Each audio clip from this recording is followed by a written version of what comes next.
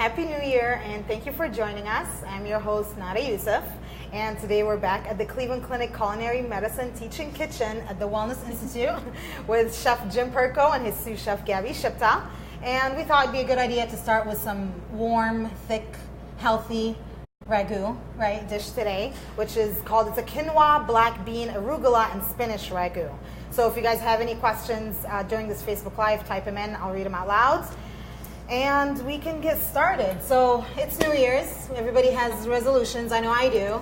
And it's always to be healthy and get thinner. Is there an easier way of doing this to actually stick to it all year? Well, you know, the hardest thing to do are for people to change their behaviors. That's one right. thing that we learn here all the time. So what we're going to do is we're going to try to do a recipe today because everybody's busy taking their gifts back and all this stuff, clean up after the holidays, everything else, right? So we're going to try to do a recipe that combines convenience products that you just purchase and buy, right, that are healthy though, with products that are whole foods that you put together with the convenience products to get a great healthy meal that'll love you back. So example. This quinoa ragu that we're going to do today, we're going to take onions and broccoli, right, that is the fresh whole food. You could buy the spinach and the arugula in the store already done, washed and clean. You could buy the legumes, right, in a can that all you have to do is, you know, open the can and rinse the beans. The only thing, and you buy the tomato sauce, but you want to make sure you get tomato sauce that has no added sugars, right?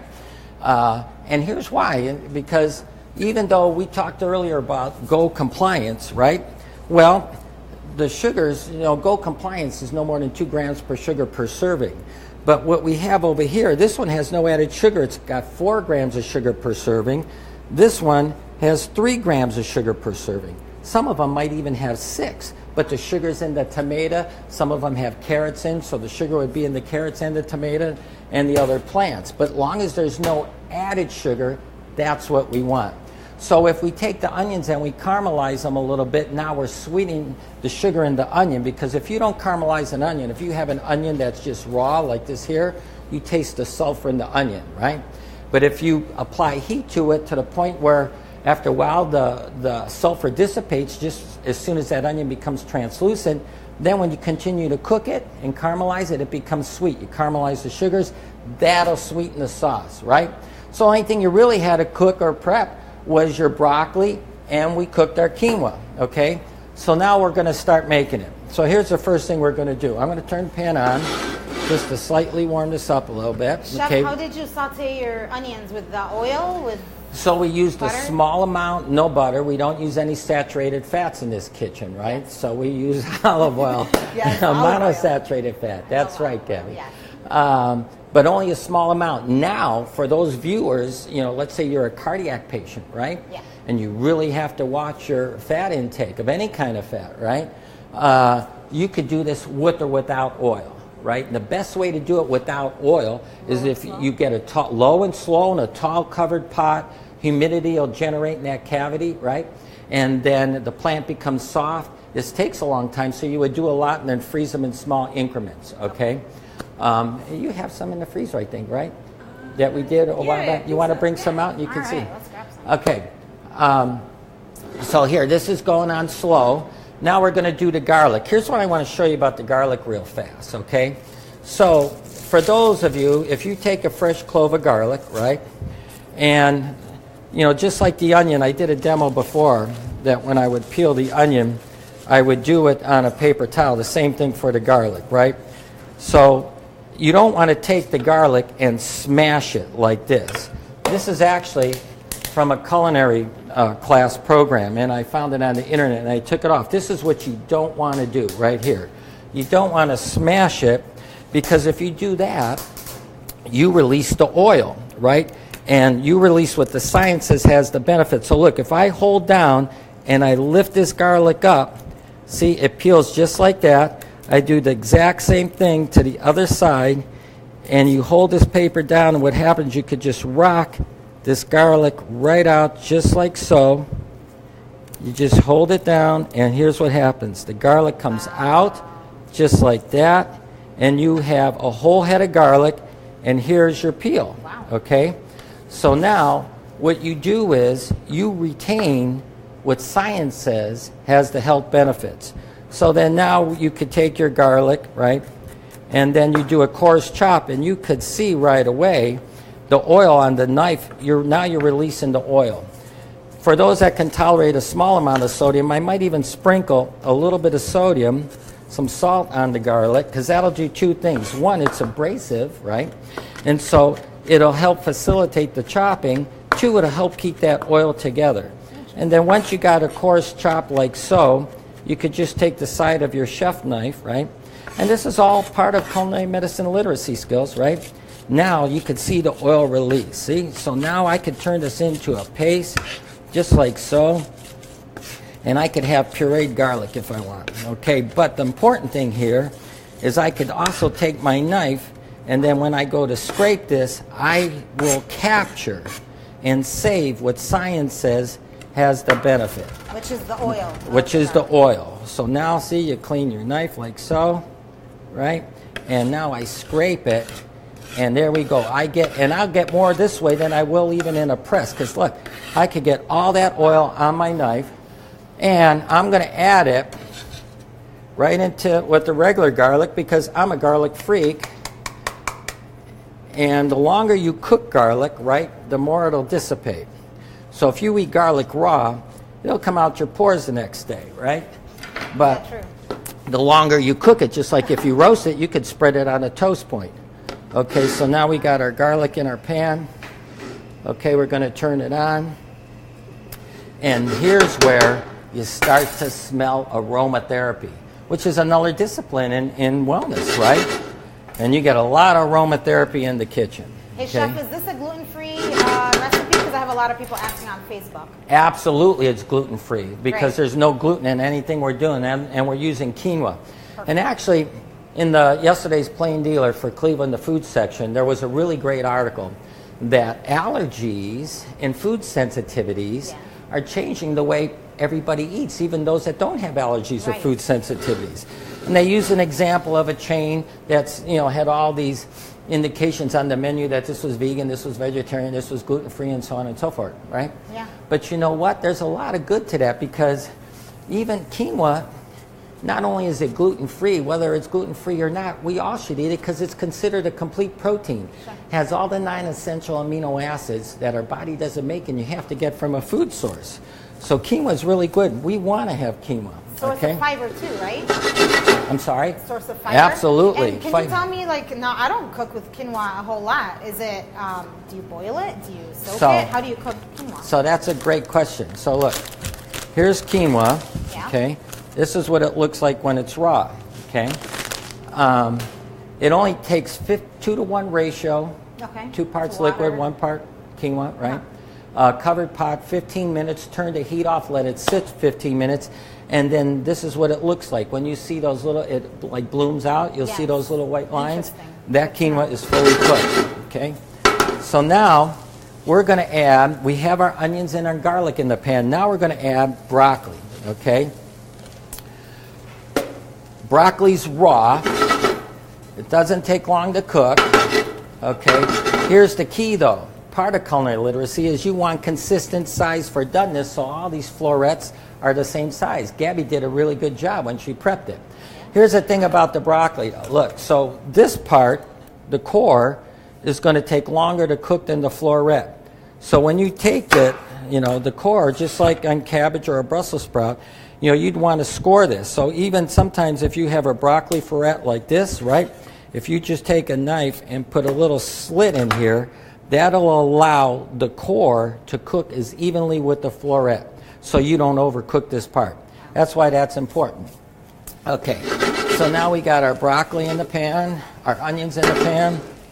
We're going to crank up the heat. We're going to add some legumes.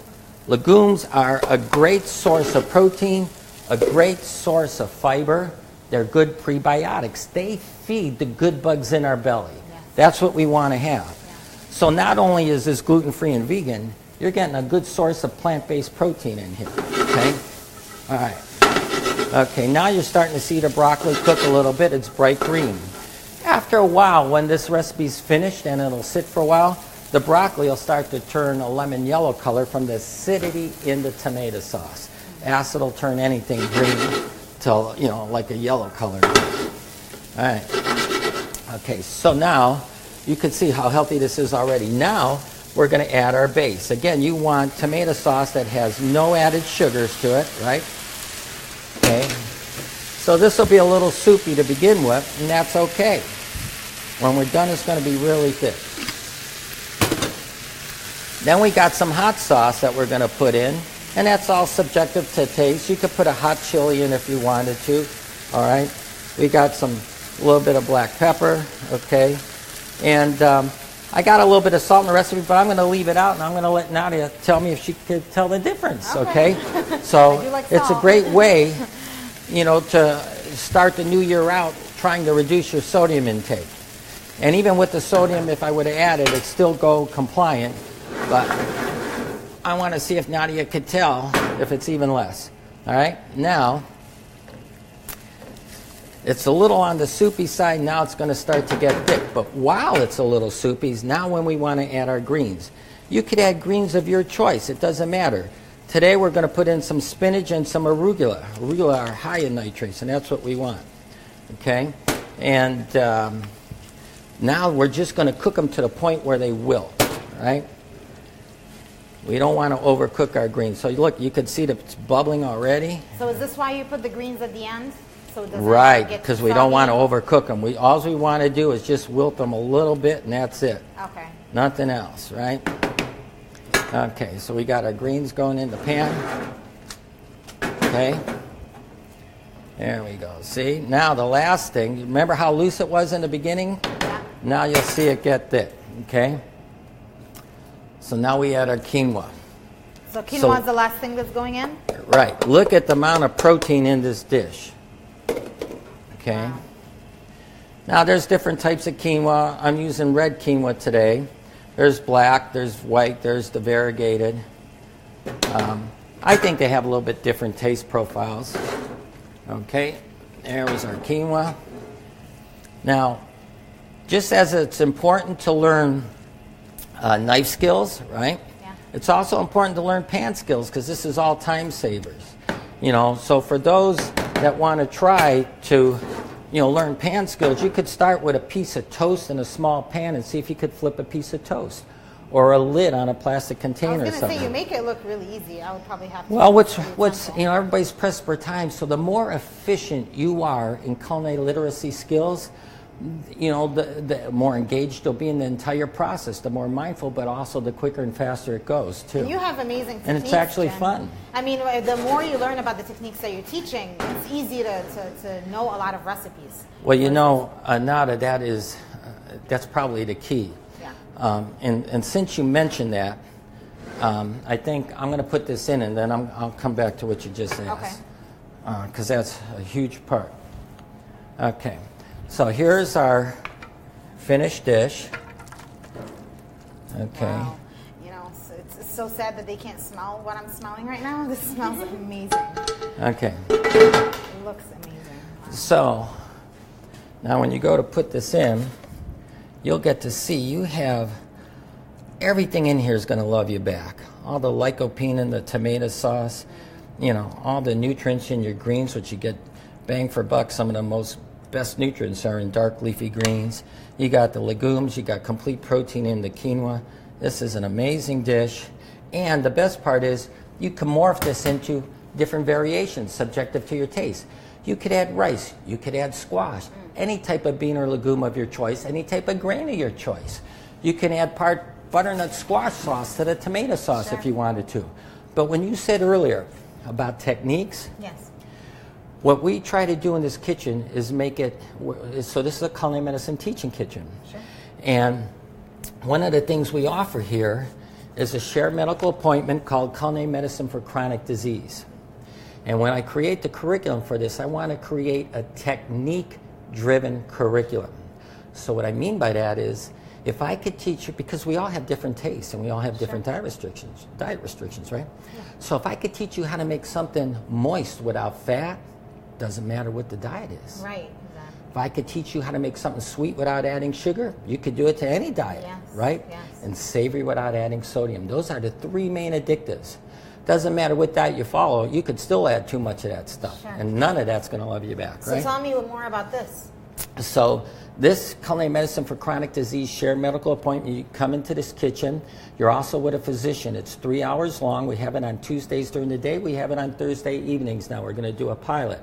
All 6 times you come into the kitchen. Half the time you're in the kitchen, half the time you're with a physician in a classroom getting lectures, right, on nutrition, wellness, and culinary And this medicine. is for chronic disease. You have to have a chronic disease. Right, to be in so the class. you need a patient referral or a physician referral for this. Good, right? and I like that you're doing this because that's kind of where it starts with the medicine. Well, is the food that you're so eating. the reason we did that one is, so example, we have one for women with breast cancer, right, that are currently not undergoing radiation and chemo.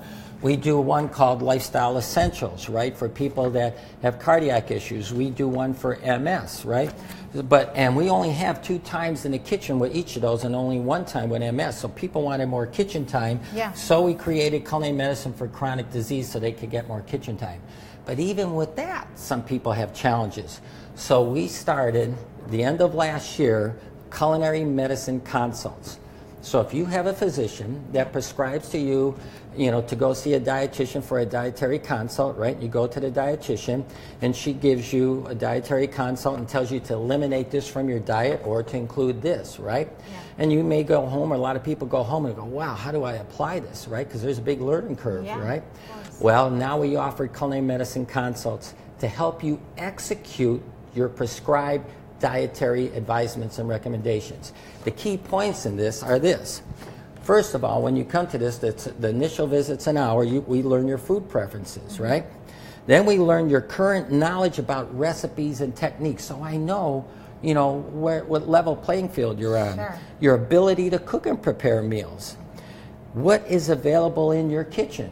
So I know what you have access to and Sure. what you could do, right? Sure. Do you have a blender, processor, whatever? What family support do you have? Do you live alone or do you cook for others? And last but not least, any dietary restrictions you have. Once I could capture that information, now we could try to help you. So when you're starting the new year off and you want to change your behaviors, we're trying to get all the tools in the toolbox that we have that we could help you not only change your behaviors, but sustain those changes long term, because that is key. Yes. And the bottom line in all of that is, again, love the foods that love you back, which will be different for everybody. That's amazing. And I mean, the classes that you have, the habits that you speak of, the techniques, I have no excuses but to stick to my New Year's resolution. Yay. I can't wait to taste that. Okay. Well, thank you so much for your time, you guys. Today it was amazing. It smells really, really good in here. And join us next time. Yes, I will definitely try it. Our next Facebook Live is on January 18th, and we're going to talk nutrition. We're going to take your questions live with wellness dietitian Kristen Kirkpatrick. And for more health tips and information, please follow us on Facebook, Twitter, Instagram, and Snapchat. And we'll see you again next time while I eat this food.